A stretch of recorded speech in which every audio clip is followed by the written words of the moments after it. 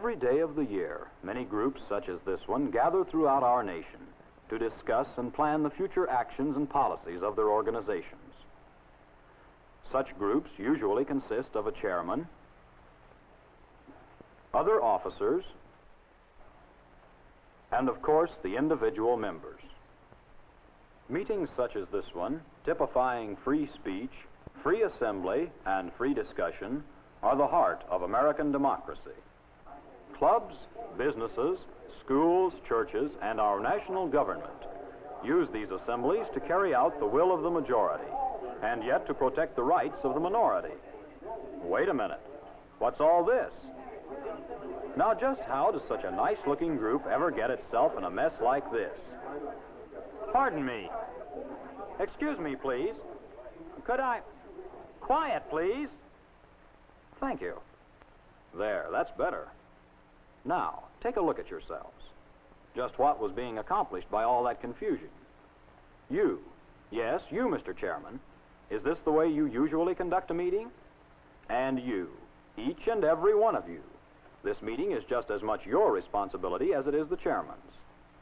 Now, let's start all over again, and let's see if we can't do this thing right.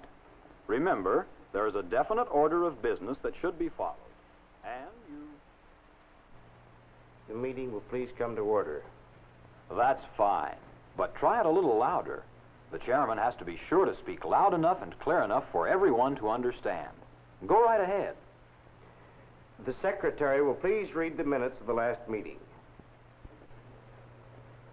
The regular monthly meeting of the Humanitarian Club was held on January 4th. Thank you. Are there any additions or corrections to the minutes? There being no corrections, the minutes will stand approved as read. Are there any committee reports? Mr. Chairman, Miss Kennedy.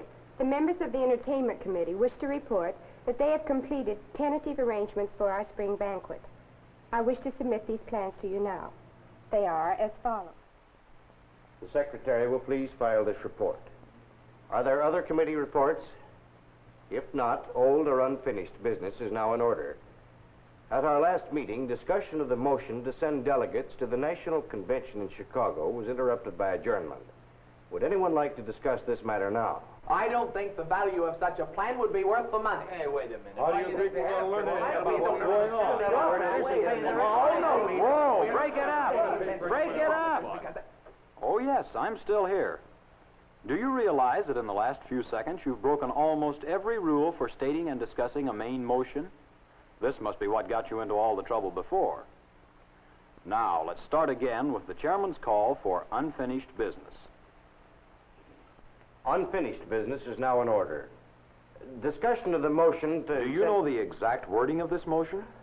No. Well, then you should ask the secretary to read the motion, because the chairman must be certain that the motion is correctly understood by each member at all times. Discussion of the motion to send delegates to the National Convention was interrupted by adjournment. Will the secretary please read this motion? It was moved and seconded that the Humanitarian Club send... Discussion is now in order on the motion as read by the secretary. Mr. Chairman, Mr. Palmer. I feel that our group should elect 3 persons to attend the National Well, I still Convention. think we ought to send... No? No. Oh. You see, Mr. Chairman, you never take sides or state your personal opinion on a question. While you're presiding, your duty is to stimulate and moderate, not argue. But I... Yes? Yes? Nothing. Mr. Chairman, Mr. Palmer. I feel that our organization should elect 3 persons. Is there any further discussion? It has been moved and seconded that our Humanitarian Club send 3 delegates to the National Convention in Chicago. All those in favor, please raise their right hand. All those opposed, the same sign. The motion is carried. New business is now in order. Mr. Chairman, Mr. Decker. I move the sum of $20 set aside from our treasury for use. Huh? I'm sorry to interrupt, Mr. Decker, but we can't understand you. The rules of good speech are especially important in conducting a meeting.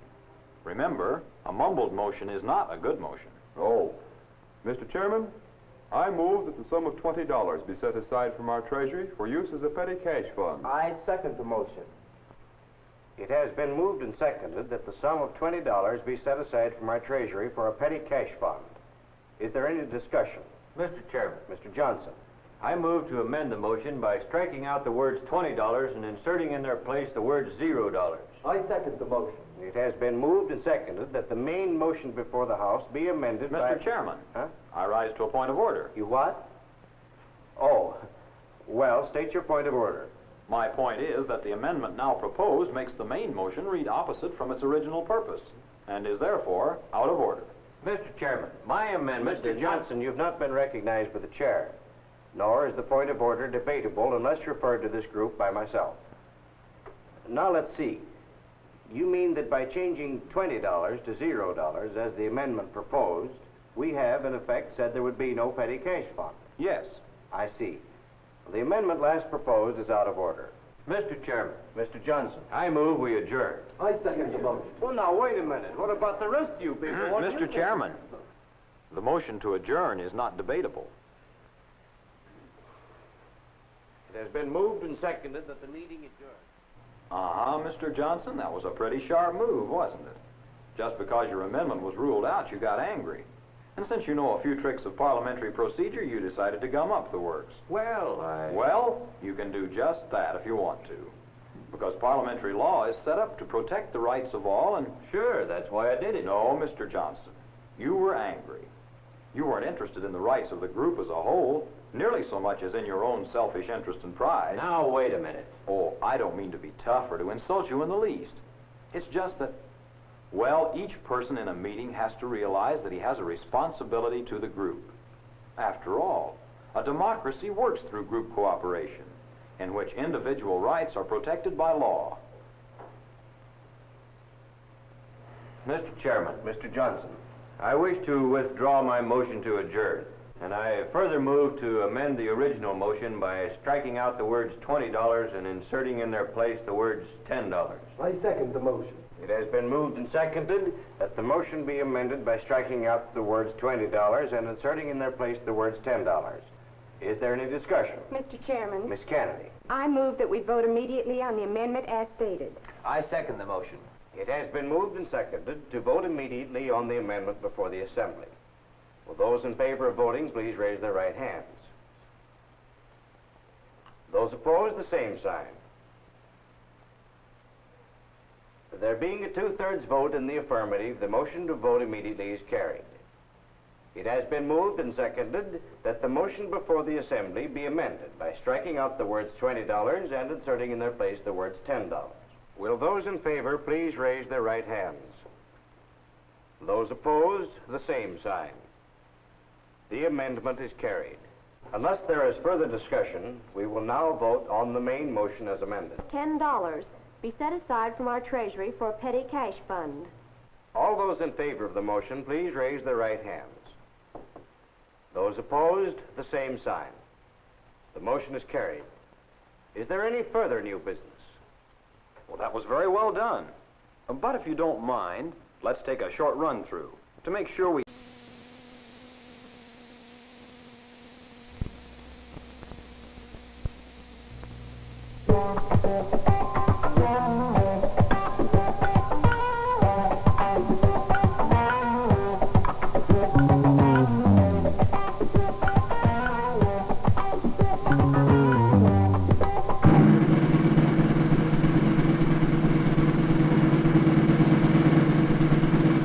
The history of civil disturbance in the United States goes back to the nation's very beginning, to the rebellious acts of the colonial citizens who defied the...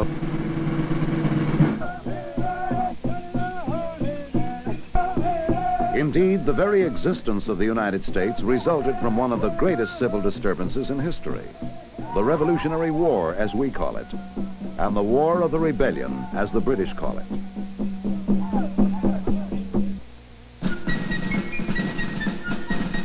Today, we look back with pride to the spirit of those days. But we must never forget it was a spirit of dissent. 200 years have not dampened our spirit.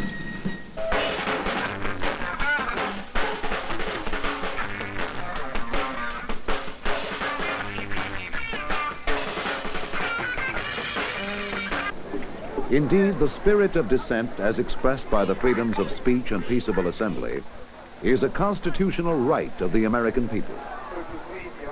As every policeman knows, these freedoms must be protected under law. But every policeman also knows there is a narrow line between civil dissent and civil disturbance.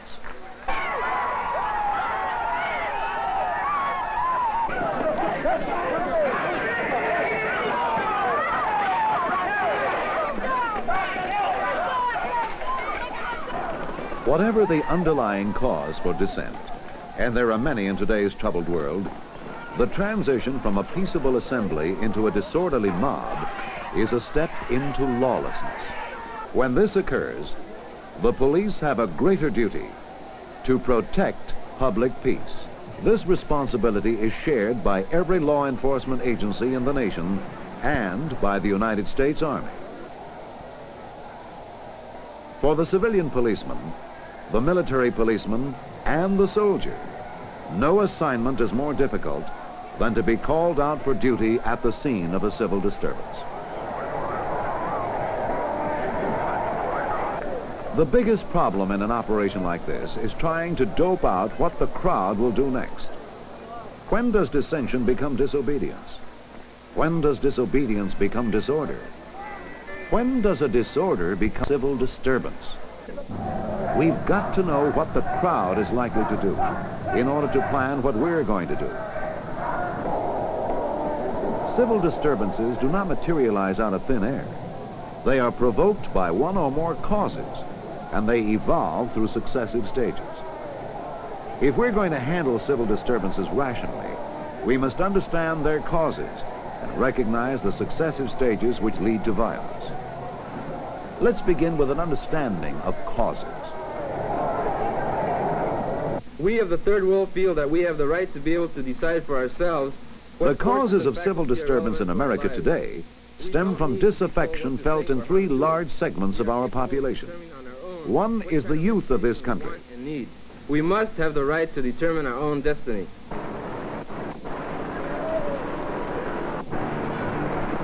Yesterday, the Yippies sent a representative to the White House telling the president that if he would appoint a Yippie commission to determine the direction of the war in Vietnam, we would then immediately call off the Yippie Festival. The president refused, so we're going.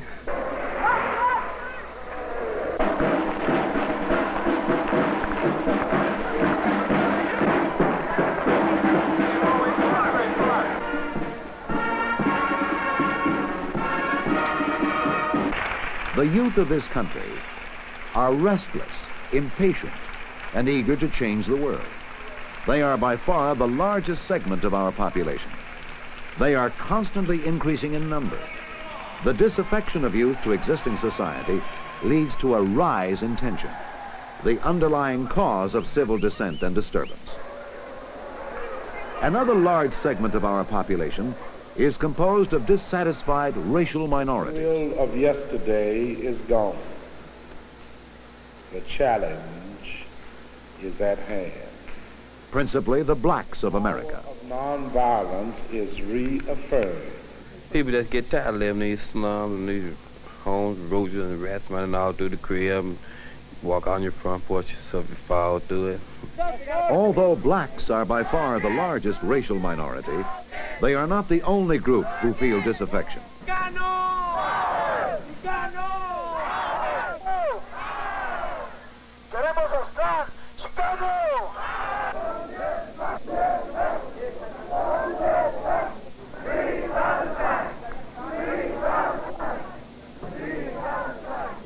Disaffected racial minorities are not limited to the cities and suburbs.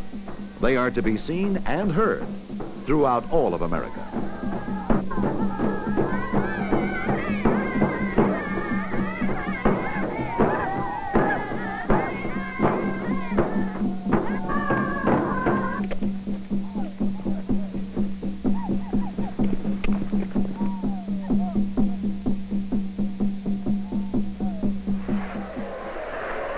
There is a third large segment of our population where feelings of disaffection provide an underlying cause for civil protest and disturbance.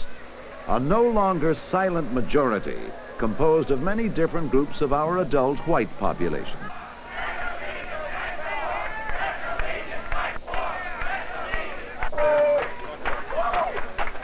You're a little hard and stew. Why don't you take a bath?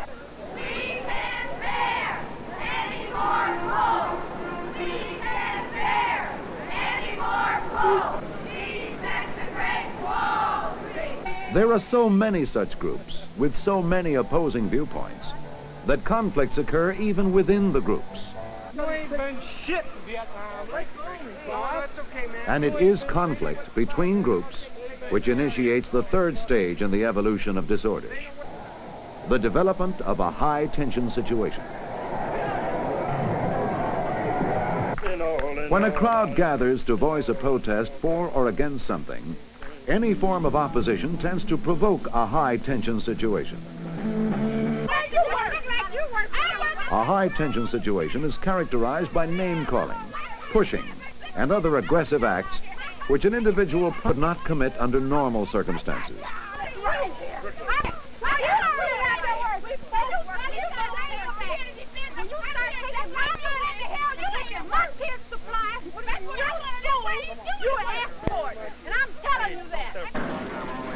Moreover, the appearance of opposition, especially the police, creates a mood of excitement and expectation, which impels persons to hang around and see what happens. Well, everybody wants to see a riot. At this stage in the evolution of disorder, the mood of the crowd, although defiant, is not rebellious. So far, tension has not led to violence. At this time, too, the leadership and organization of the crowd are critical factors in its response to opposition. The group may be defiant, but also passive. If the police do not initiate violence themselves, it is not apt to occur, and the development of further tension is avoided.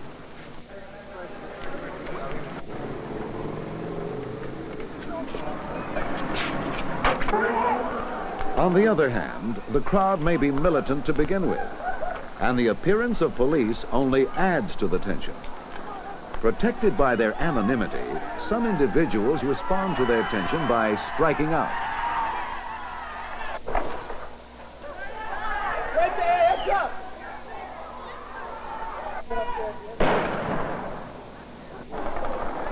A police response becomes inevitable, and the direct confrontation between the opposing forces leads to the next step in the evolution of disorder, the outbreak of initial violence. The initial occurrence of violence is a critical factor in the evolution of disorder because of its inflammatory effect on the demonstrators.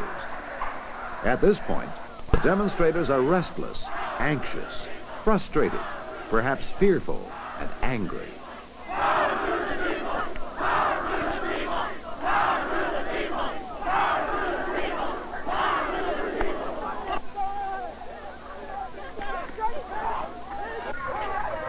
The crowd, like the individual, may seize upon one act of violence to justify additional violence.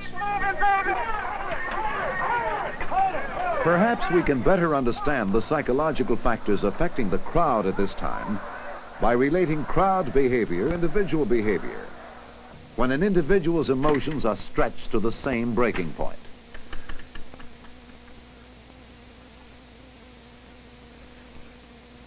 I didn't get that job. They gave it to a white kid. A goddamn white kid. I swear I'm gonna cut me up somebody. Hey, look at this, look at this. Would you believe this, huh? Another murder. Another old woman beaten and raped. How long are we gonna stand for this anyway? When are you gonna start rounding up all the niggers and spicks? And powder to start killing them for a change, huh?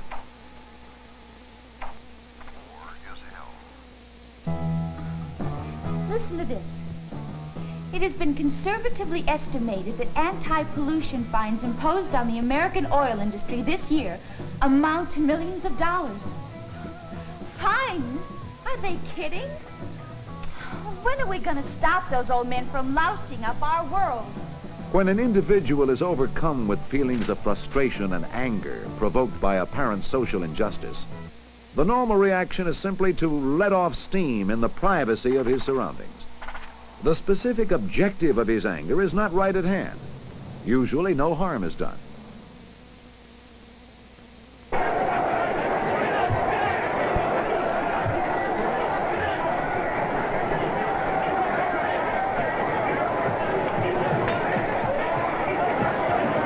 But when these individuals find themselves in a group of other individuals sharing their emotions, and when the objective of their anger is close at hand, such as any immediate opposition, the factors of individual psychology are compounded by factors of group psychology. The factors affecting the individual in this setting have been clearly defined and can usually be recognized in the response of individuals to a high-tension situation. One is anonymity. When the individual feels himself lost in the crowd, he is apt to lose the constraints of shyness or responsibility. He is more likely to speak and act irresponsibly. Another important factor is suggestibility. The individual is responsive to inflammatory slogans and catchwords. He is turned on by the excitement of the occasion. Still another factor is imitative behavior.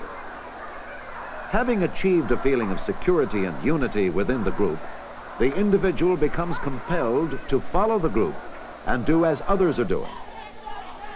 And perhaps the most significant factor of all is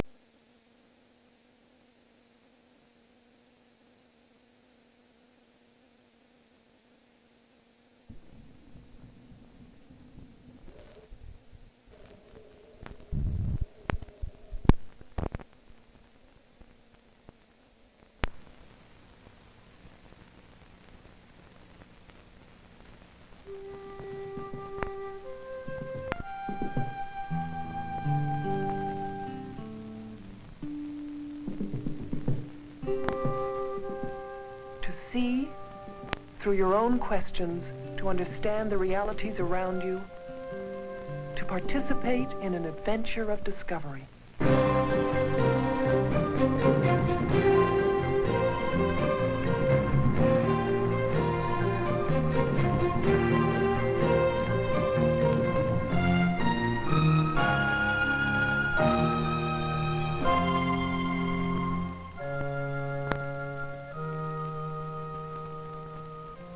You are surrounded by answers. And the question is, do you have a question? Do you have any questions at all? For often, as important as answers are questions. Shall we ask a question? What is nature?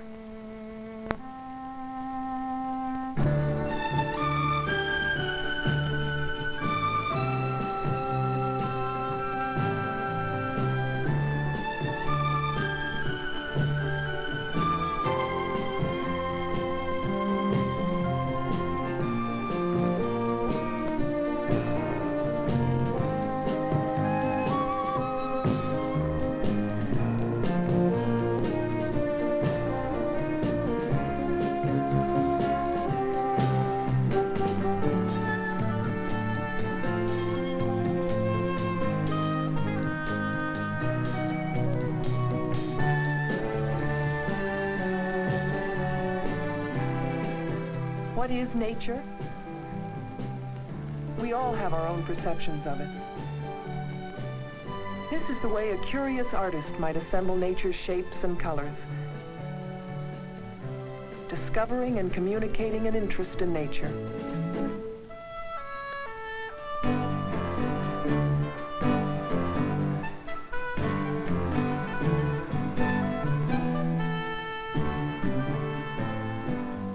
But when another with curiosity, a scientist, observes nature, the arrangement might be somewhat different. Now I wonder why that is. Both artists and scientists are indeed curious about nature. Both, in their own ways, interpret nature, seeking underlying truths behind the mystery. Scientists measure precisely, record and classify, look for orderly patterns. And, having found a pattern, use it to predict a cause and effect relationship, contributing knowledge about nature, useful for mankind.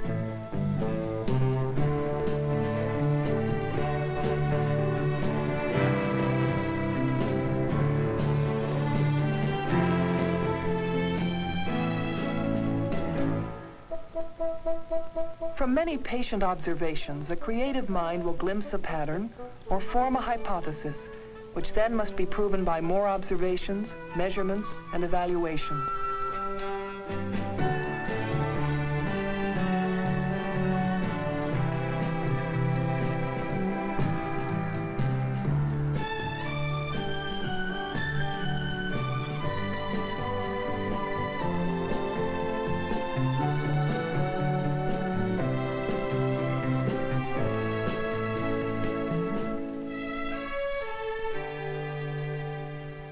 And after looking quizzically at nature, a scientist today can use a computer to help find a pattern, if it's lurking somewhere. The granddaddy of modern experimental science had a great curiosity about nature. Galileo started a trend. Turning to the great volume of nature is the way to make one look high. He wanted to find out something about gravity. So he tried an experiment. Will the heavy object reach the ground before, at the same time, or after the light object? A scientist observes an event, writes it down to better remember it, to compare it with the memory of other events, to see if they will form a pattern. A scientist is very curious about what happens and why. And seeing many things happen, needs a kind of shorthand to express concisely what's been observed. Of course, science does have a special language for this, mathematics. It's an ideal servant for remembering, for comparing, for understanding, for communicating. In its own right, mathematics is a whole science. And what a lovely, symmetrical, dependable language it is. And here we are again. Why, when confronted by a natural event, does the scientist react differently than, say, the writer, or artist, or musician? Here's another illustration which may help us.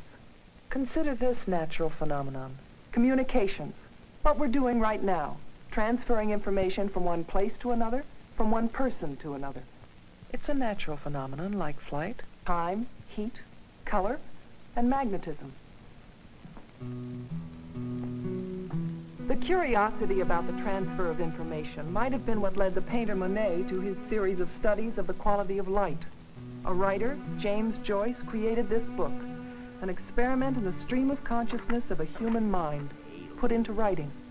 Too much old chat in it about politics and earthquakes and the end of the world. Oh, let us have a bit of fun first. God help the world. A mathematician, Claude Shannon, while working at Bell Telephone Laboratories in 1948, published a mathematical theory of communication. This theory has its own drama, poetry, design, and vision. And, like the painting in the book, it is a description of the reality of a natural phenomenon, as Shannon saw it. We're going to be acting out the information theory for you, because it's more fun than a chart. Because I understand it better this way myself.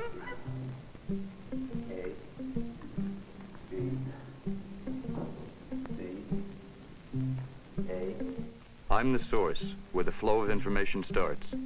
All communication systems have a source. The source might be a person talking, a bird calling to its mate, a computer, or a radar tracking an aircraft. I'm the encoder transmitter. In our simplified demonstration, I take the message from the source, encode it into some convenient form for transmission, and send it on its way.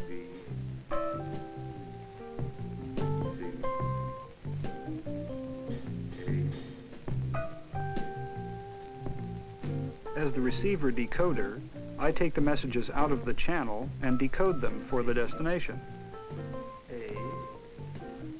As the destination, I react to the content of the message. These slips of paper represent the transmission channel. In other systems, the channel might be a pair of wires, a ray of light, or radio waves in space. In this example, the letters blur when written on blotting paper. This interference with the message in the channel we'll call noise, static. All channels have it, and it's unpredictable. Suppose I try to send twice as much information in the same amount of time. Will this increase efficiency? That won't work. The blotting paper will blur the small letters. There'll be too much noise, too much static. The receiver won't be able to understand. Suppose I try to send 3 times as much information in the same amount of time.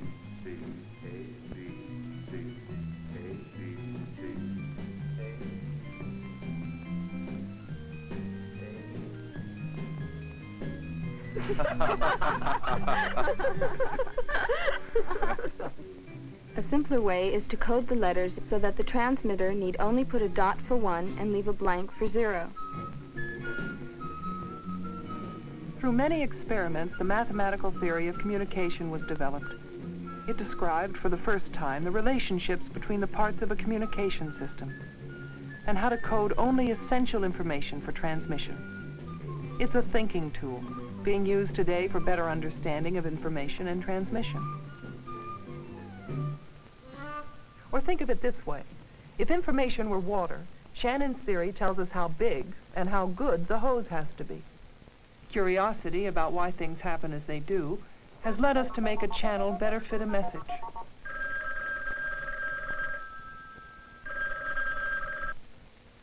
Aloha.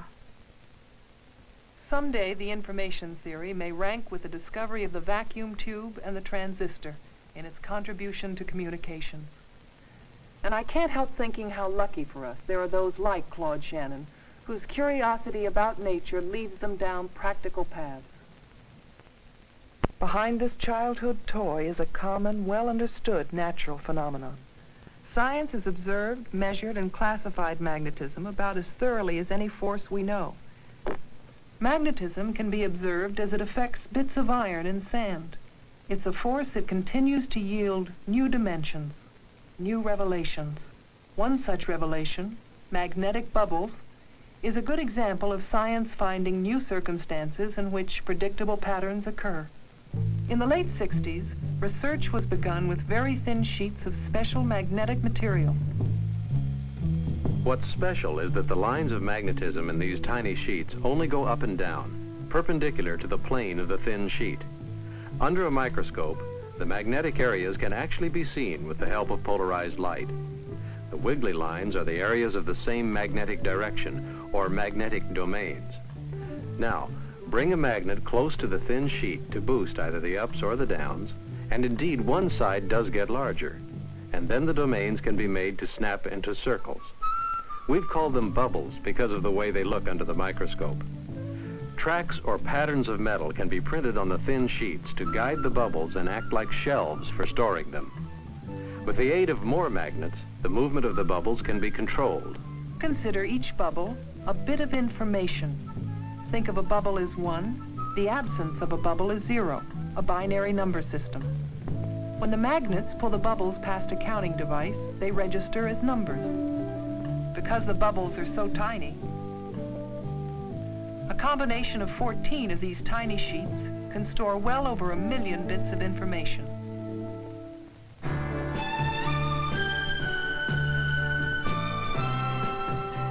When the watching and measuring and evaluating are done, nature rewards the curious with new information, provable, repeatable, and something of value to mankind.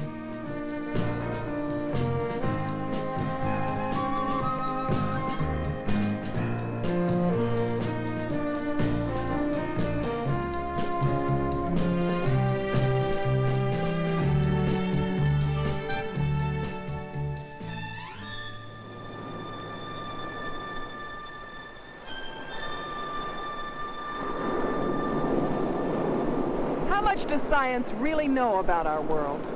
As one great man, Isaac Newton, put it, We are still like children, playing with pebbles on the seashore as the great ocean of truth rolls on unexplored, beyond our reach.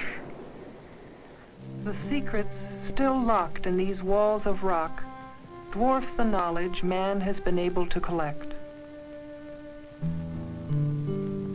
Research has not fully unraveled the secret of life, and may never.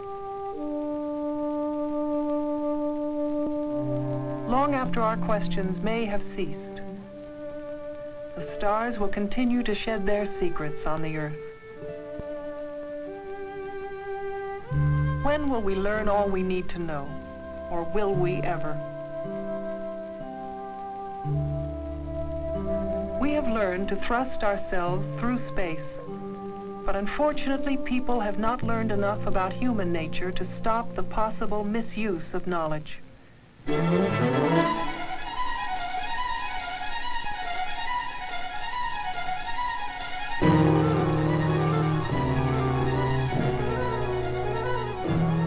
Despite our curiosity, are all the answers within the grasp of science or technology? Science or technology, there is a basic difference. And to be realistic about achieving goals, we should understand the distinction. For example, when the moon trips were first announced by President Kennedy, he knew we would succeed, because science was no longer the key to the completion of the program. Enough basic scientific questions about how to get to the moon and back had been answered. What still had to be solved were the technical questions, materials, design, engineering, and a massive effort by thousands of brilliant, creative people would and did bring success.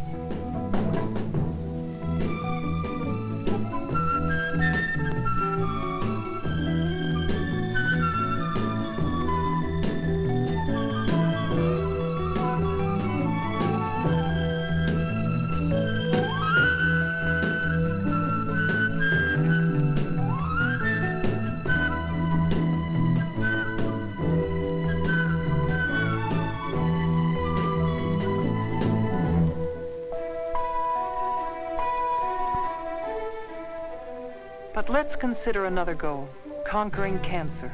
These destructive cells.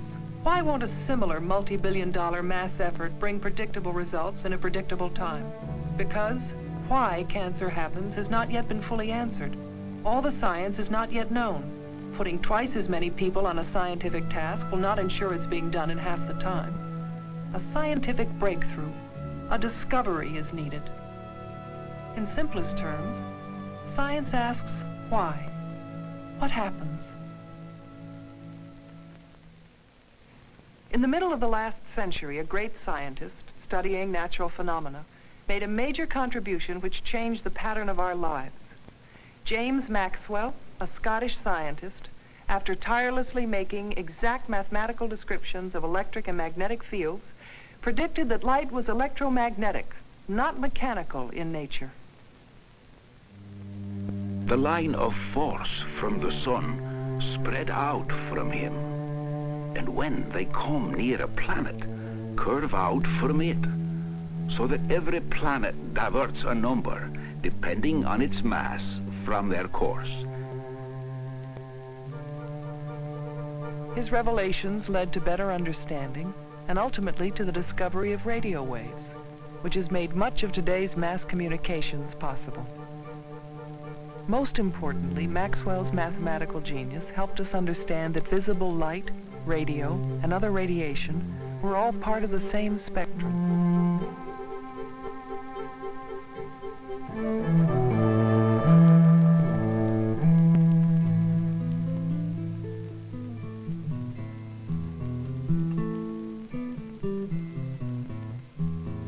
By the late 1940s, they found that these waves, just longer than infrared waves, could be carried in hollow tubes.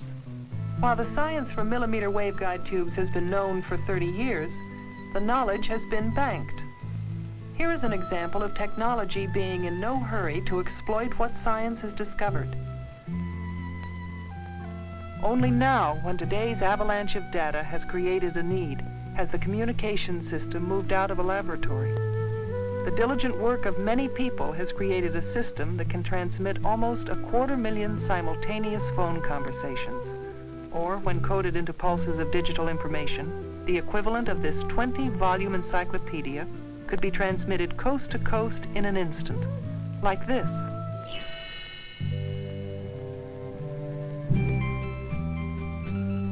Optical fibers hold another great promise for the future of communication. Using light itself to carry information is another possibility now under practical consideration. Light is projected through tiny glass fibers. Each fiber is only a few thousandths of an inch in diameter. And because of the high frequency of light, it can carry a vast amount of information.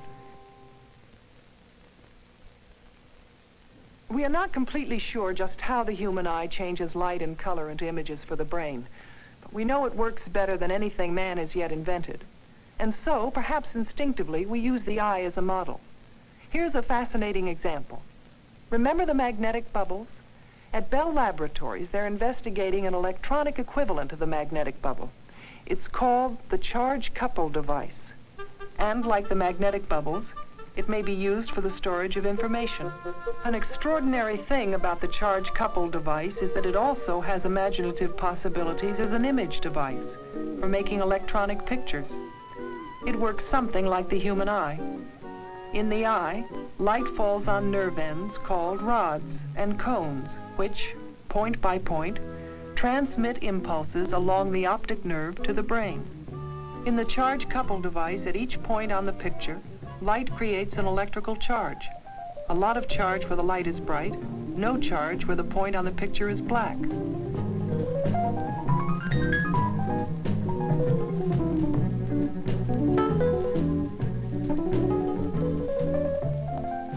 The charges, each carrying information about one point of the picture, are moved out, one after the other, and at a receiver, changed back into points of light that make up the picture again.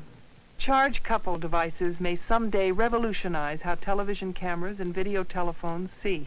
They also can have major impact on information storage and communication switching devices. Some of our most basic questions about nature have yet to be answered. What actually happens at the instant a photon of light strikes a molecule of chlorophyll in this leaf? Or when light excites any other molecule? What is happening in such an excited state of matter? Answering the question is a contribution to the bank of knowledge that science and technology will one day draw upon. With every scientific discovery, with every technological solution, we gain increasing respect for nature. We can better understand, we can direct, but we cannot change nature.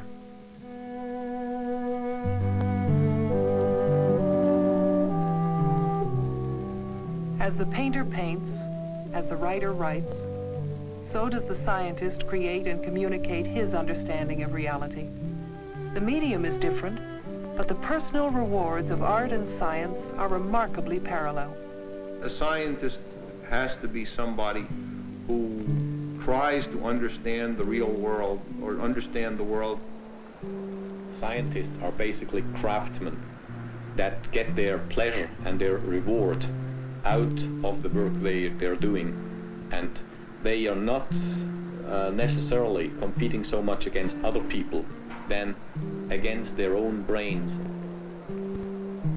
Science is probably more open to people of every sort. It's probably a profession that people are judged really on their merits than almost any other profession. In the scientific field, it's not who you are or how